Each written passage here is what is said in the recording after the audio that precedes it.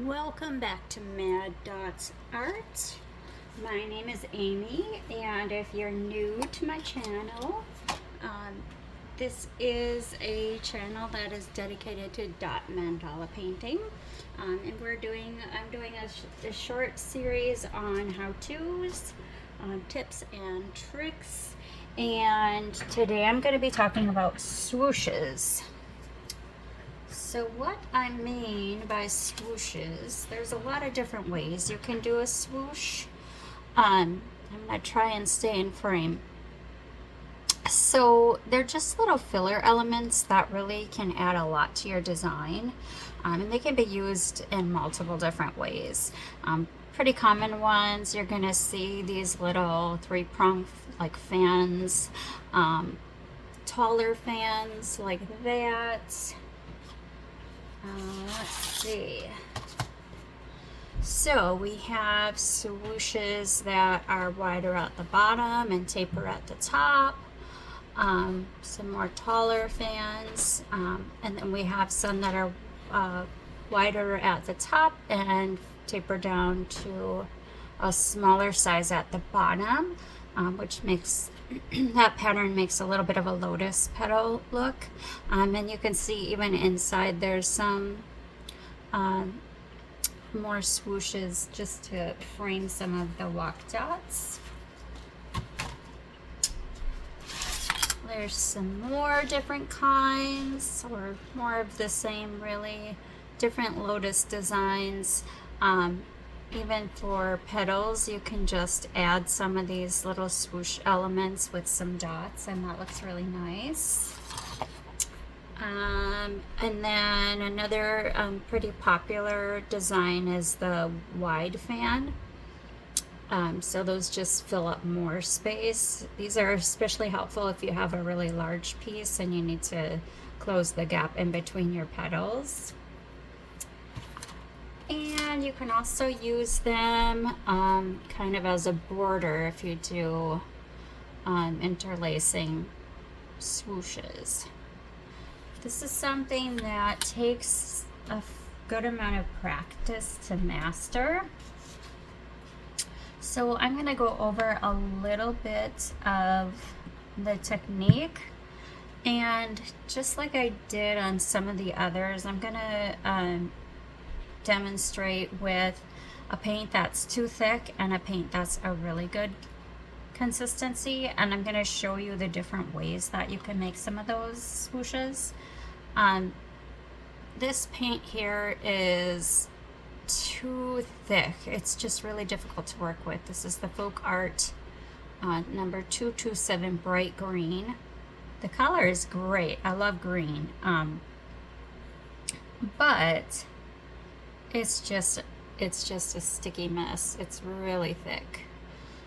So your technique will be just to get a big pool of paint in there and then use a smaller size tool. So I put that with a 2.5 and I'm gonna drag it with a 1.5.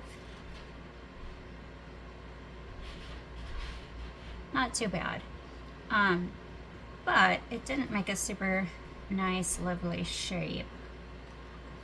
You want to go behind and just kind of reshape your pattern. I'm just working on a paper plate here. I had some swooshes on there from yesterday when I recorded the video, and a lot of what I was showing was out of frame. So here I am re-recording that. I'm going to switch to a Deco Art Americana green, and as I've said before, the majority of your Deco Art Americana paints are going to come out of the bottle just perfect.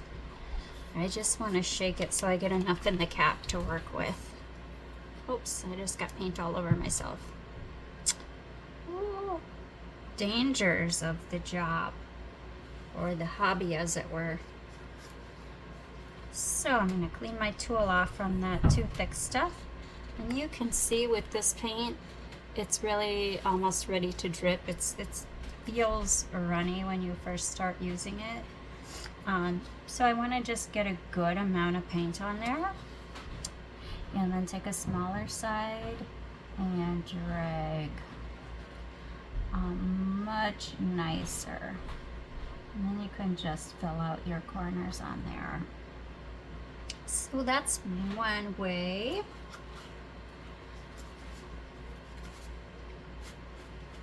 So then if I were going to continue and make some of those fan type shapes, let's see, I'll just, wait, it's not going to show up on the plate. Let me use this blue. I gotta find my paint pot. Believe it or not, these are not pre-scripted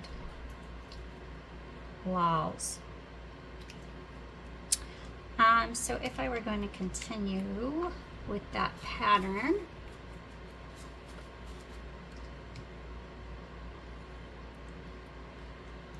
I would just make the same size dot a little bit lower on each side. You want to leave some room in between. You want some of your background color to show. And then here's where there's different shapes that you can decide what you like. For the taller fans, I usually drag the middle first, the inside first, and then just barely soften that little corner on there. So you're going to drag that down, basically wanting to just take the pool of paint and move it. So you don't have to push really hard or anything. And then I'll wipe off my tool.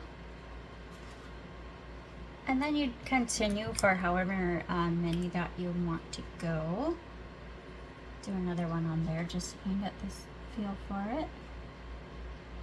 And this paint has gotten a little dry, and these paint pots I got from Temu do not keep my paint very fresh. But this is a fantastic paint normally. It's just getting a little bit dry. We'll see if it gives me any issues. Oh no, it's moving beautiful. Then just continue. I always, on this design, I'll start at the outside and then just kind of drag that in. And I should note, if you're gonna use the tools, if you have a tighter area you're getting into for dragging, the smaller tools will work better than, right now I'm using a 1.5 to drag and a 2.5 to make the dot. So I will show you a little bit of that.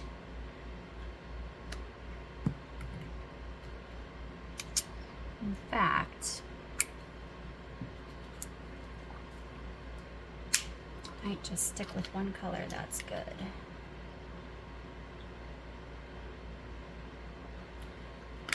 This is my Deco Art Americana Peacock Teal.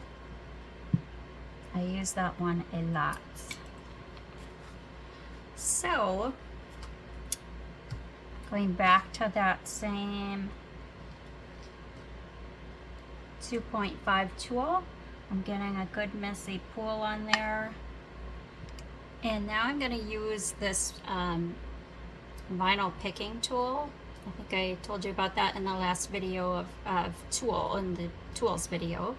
I got this at Dollar Tree, so $1.25. And it's just really pointy on the end. So it really, really helps for swooshes. You can get a nice fine tip on there. So you can see how you can really get a little more detailed with that. And then when you start to do your other parts of that swoosh, they're going to look a little cleaner on the bottom than the ones where I used a thicker tool. Oops, I almost let them touch.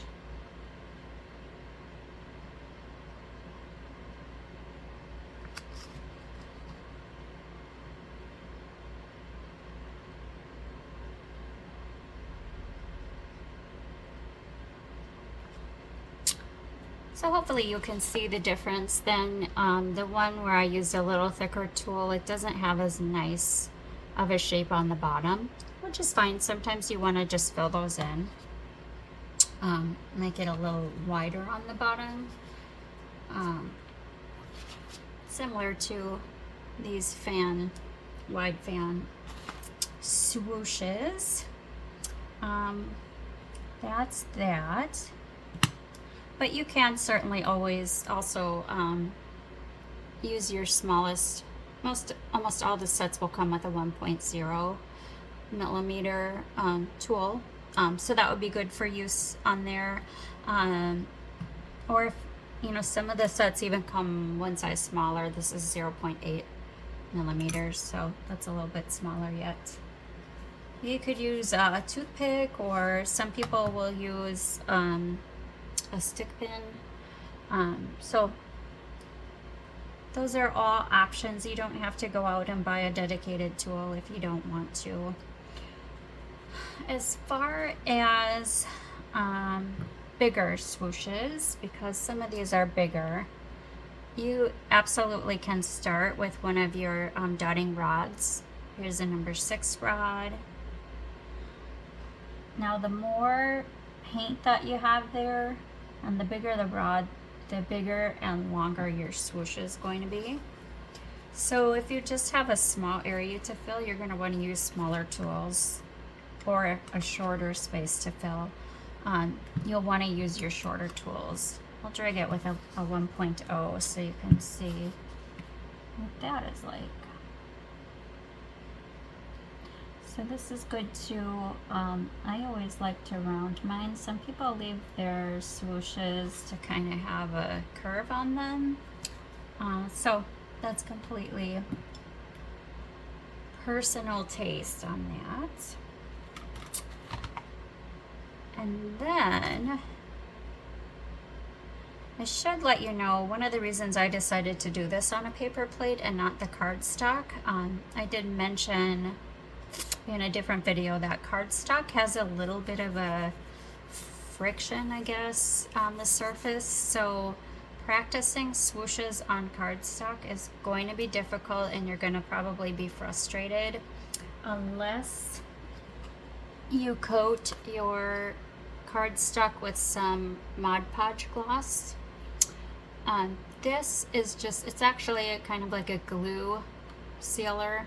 I never seal my projects with this, but sometimes I'll put it down before I start to dot to help those swooshes slide across that surface a lot better. So if all you have is cardstock and you want to practice on that, that's fine. I would just recommend getting some Mod Podge, the gloss kind, and put a light coat of that and let it dry completely, and then start practicing your swooshes. Also something really slippery like a ceramic plate, or some people buy just from a home store like a ceramic tile, and they'll practice certain things on a tile, and then they can just wipe it off when they're done, or chip it off. Because you need a special paint to stick to a tile, so these do come off. Let's see.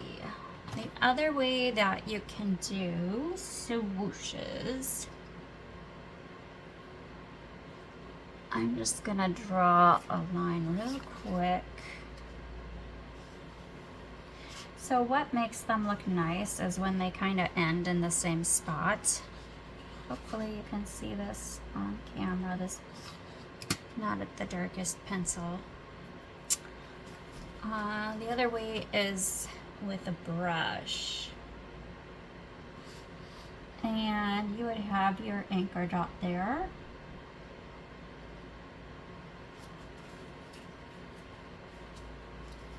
Typically you would have a row of dots or something in there. And I'll show you one of the common swoosh things that you might see,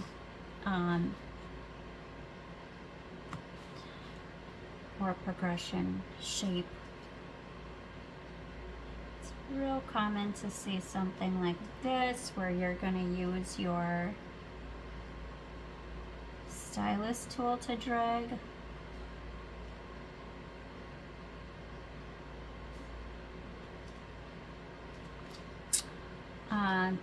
And then you might have another set of dots on top and another side swoosh. Now ideally I should be switching to my smaller tool to drag, but since the last one was so thick, I'm going to stay with my same number 2 and pull that down. Here's where it's kind of fun. If you're just practicing, you can experiment with different looks. How do I like it if I use a 1.5 instead of a 2? So that's a good base part. You can add dots to that, or what I will typically see, and a lot of times I'll do myself, is I'm going to use a brush for some swooshes. These are from US Art Supply Company, which I got them from Amazon, and I think I got a pack of 8 for $10, so not bad. The reason these are great for making your brush strokes for a mandala is they have a really long, thin bristles on them. And I am not expert on this, but practice makes perfect, right? I'm gonna get my brush all nice and goopy loaded up. And I'm going to start by putting kind of a lot of pressure on there. And then as I come around, I'm going to lift up on the brush so there's less pressure. And I always find this side harder. Okay, and then again, leave a little space in between your lines. And for me, I think that mine turned out better if I just go slow.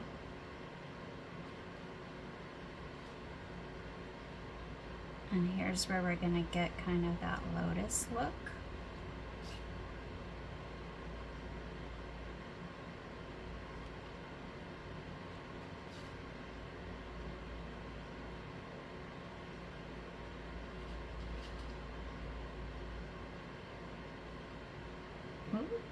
That one was not so great.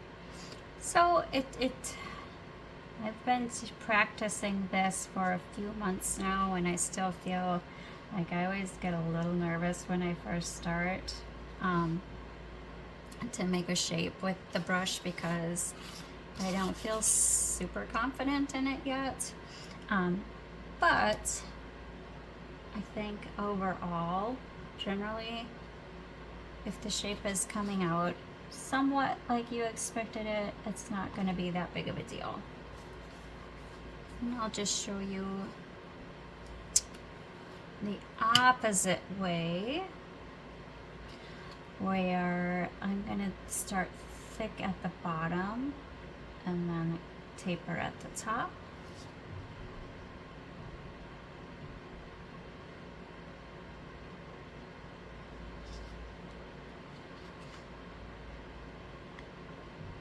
Press and release. Press and gently lift up. That one got away from me a little bit. But you get the general idea. Just like me. Take my own advice, and I know I need to practice these more. It's one of those things, usually if I'm doing these around the board, around my projects,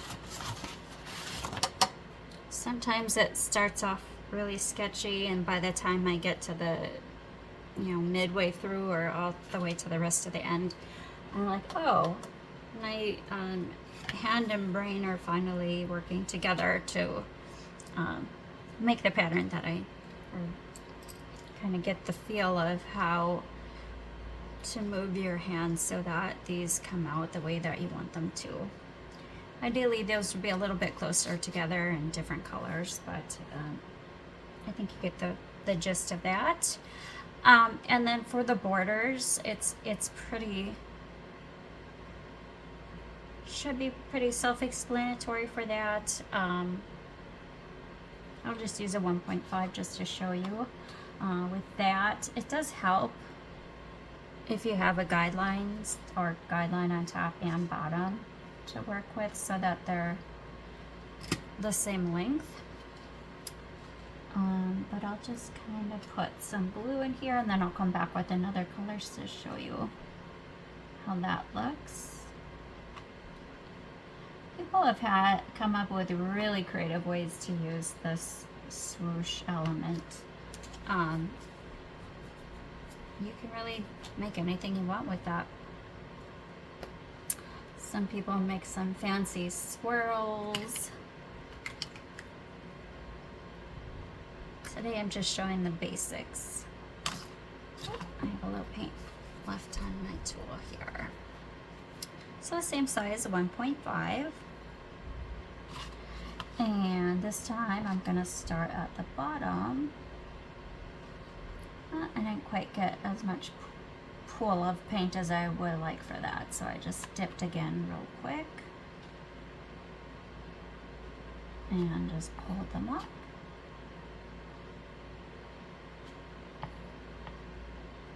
And it's just the same thing. Part of what makes mandalas look so nice when they're all done is that the spacing is good. So that's another thing to practice with, of how close can I really get those together. So that's that. I will say, if you are starting a swoosh, and let's say if I wanted to, I'm gonna go back to this thick paint. Let's just say I'm just gonna use it. It's my favorite color, so I'm just gonna try and make it work. I'm gonna put my little pool there. See how when a paint is thick or dry, it just does not make a good dot at all. So when you're working and practicing this and you find something is just not the right shape, try thinning out your paint and see if that makes a difference for you. Again, my favorite thing to use is Floetrol, Flood Floetrol. And that you can find in another video, my paint video. So I'm gonna try and drag it. Now let's say my goal was to get that paint all the way to my little green dot that I just made, but it definitely did not make it. You really do not want to take your thick tool and try to manipulate it to go down, or the whole thing all the way down is going to be really thick. It's going to mess up with your shape. So find your smallest tool and re-dip in the paint and just kind of coerce this to move down. I guess this is actually a really good lesson in working with paints that aren't ready to be making these elements. This is terrible.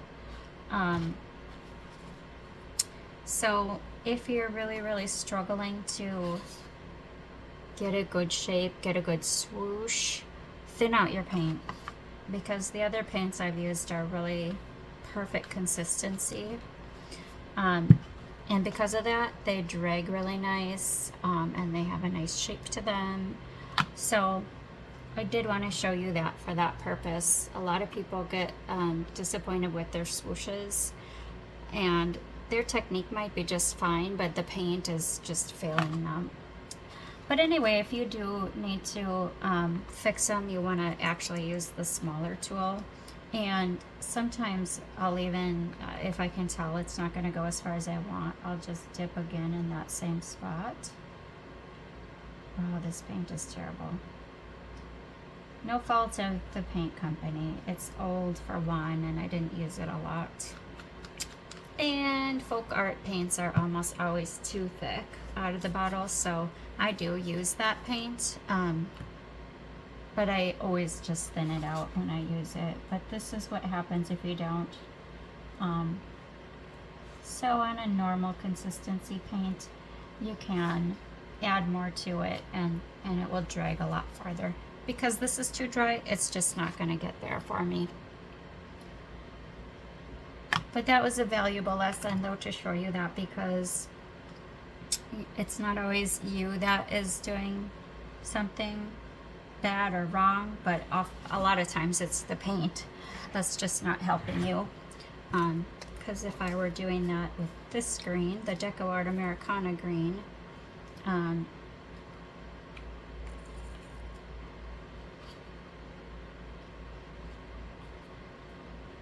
it's just shiny and it makes a nice pool.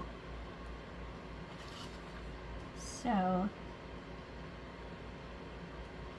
if I can tell it's not going to make it, sometimes before I even get down there, I'll just come back up and re-drag. But you do lose some of the taper. So whereas if I started dragging up here and I can tell, oh, it's not going to quite make it. If I come back in with the smaller tool instead of using that number 2, I get a nice tapered shape at the bottom instead of that thicker end. So I hope that helps you with swooshes, and if you have any questions, you can feel free to leave a comment and I'll do my best to answer. Otherwise, just like I say, get some cheap paper plates. I'm using a coated one because I like how smooth it makes the surface and things just glide a lot easier. So do use a surface that's smooth so that you're not getting frustrated that your swooshes aren't coming out the way that you wanted. And I think that's it for today, guys. I think I'll make one more how-to video on sealing your project, the different sealants that you can use, and curing for the enamel paints. They do need to be cured instead of sealed. So I will talk about that next time, and then I keep promising I'm going to do a tutorial for a real mandala that you can follow and do with me. I do still plan on doing that, but I think it's important to show you how to seal your projects when you're done. And once I'm done with that video, I will pick a tutorial and we'll get going on showing you how to make your own. Alright guys, thanks for tuning in, and I'll see you next time. Bye.